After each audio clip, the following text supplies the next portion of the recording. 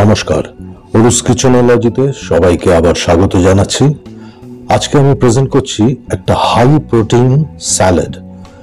এটা যারা health conscious, যারা ওয়ার্কআউট করেন, জিমে যান বা লাইফস্টাইল ম্যানেজমেন্টটাকে হেলদি রাখতে চান, তাদের সকলের জন্য একটি অপরিহার্য রেসিপি।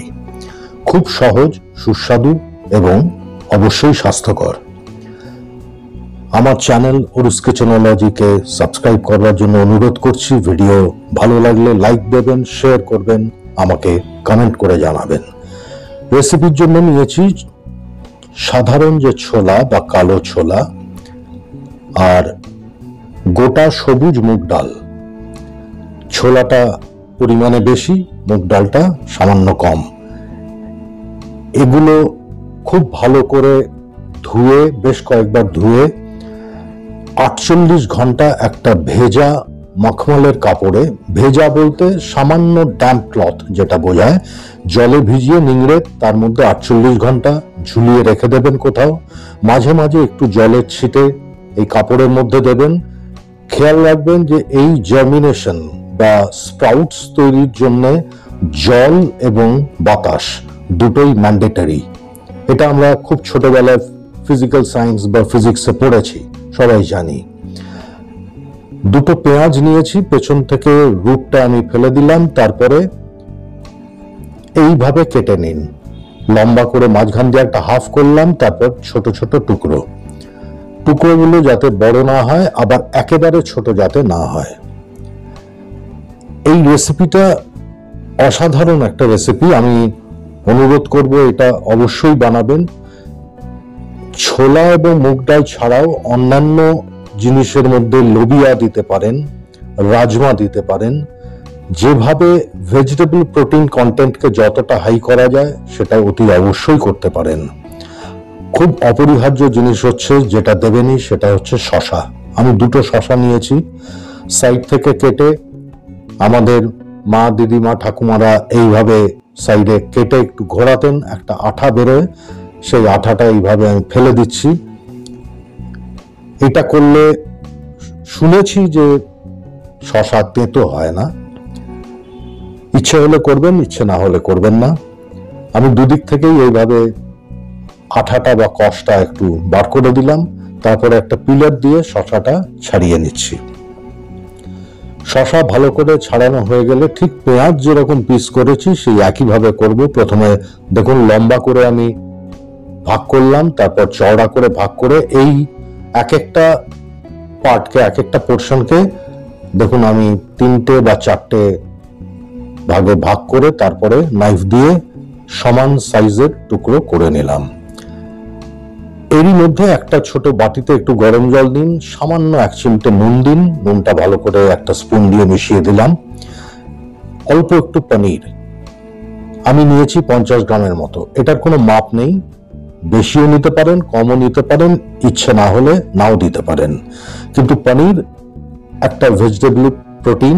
এই স্যালাডে প্রোটিন কন্টেন্টকে আরেকটু এনহান্স করবার জন্য, বাড়িয়ে দেওয়ার জন্য আমি পনিরটা ইউজ করলাম। এইভাবে গরম জলে একটু নুন মিশিয়ে যদি ভিজিয়ে রাখেন পনিরটা খানিকক্ষণ, তাহলে সফট হয়ে যাবে। ভেতরে জলটা প্রপারলি, নুনের জন্য পেনিট্রেশন ভালো হবে এবং হালকা একটু নোনতা ভাব থাকবে। আমার স্প্রাউটস দেখুন অপূর্ব তৈরি হয়ে গেছে। আমার 2 দিন সময় লেগেছে। এটা এরকম নয় যে স্প্রাউটস দিয়েই বানাতে হবে, এটা সেদ্ধ করেও বানানো যায়। ছোলা সাথে যা যা দেবেন, গোটা মুগ, রাজমা, সেগুলো সেদ্ধ করেও বানাতে পারেন। কিন্তু স্প্রাউটস দিলে তার ফুড ভ্যালু অনেক হাই হয়ে যায়। একটা ছোট টমেটো, হাইব্রিড টমেটো আমি ইউজ করছি, তার কারণ হাইব্রিড টমেটোতে জল ভাবটা কম থাকে।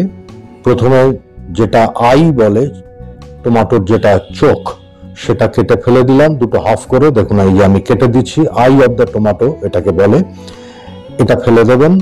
তারপরে লম্বা করে স্লাইস করে আমি ঠিক এইভাবে নাইফটা স্লাইড করে ভেতরের ফ্লেশটাকে বার করে নিলাম। আর স্কিন পোর্শনটা আমরা অ্যাকচুয়ালি স্যালাডে ইউজ করব।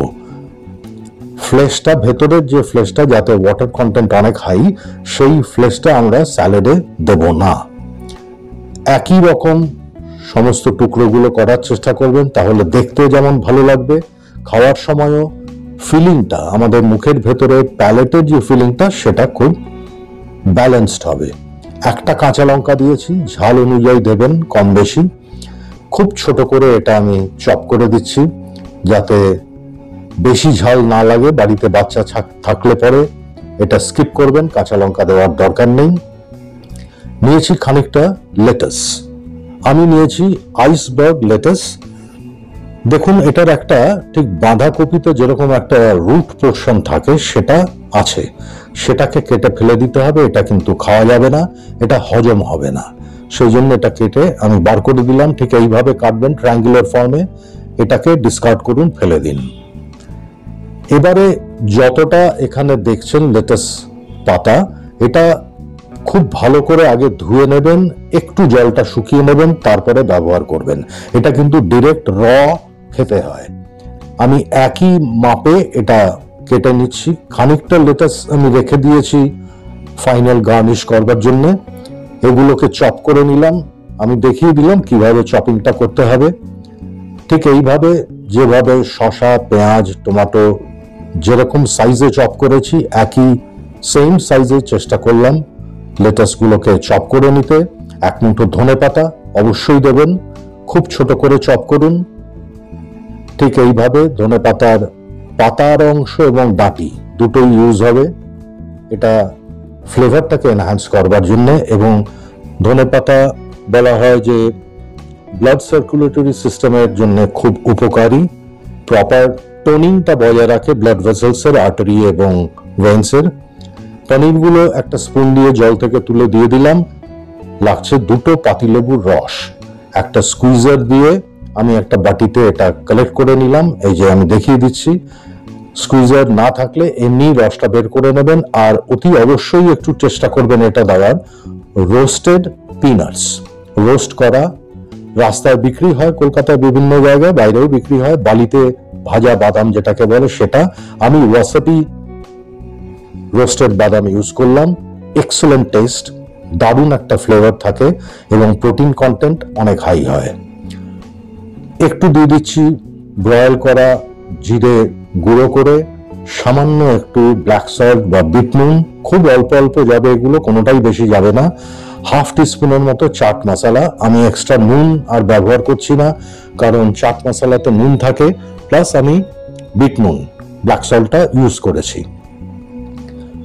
সমস্ত কিছু দেওয়া হয়ে গেছে, এবারে খুব ভালো করে মিশিয়ে নিচ্ছি। দুটো স্পুন দিয়ে খুব আলতো হাতে খুব ভালো করে মেশাবেন যাতে যা যা এর মধ্যে গেছে সব জিনিসগুলো যাতে একভাবে মিশে যায়।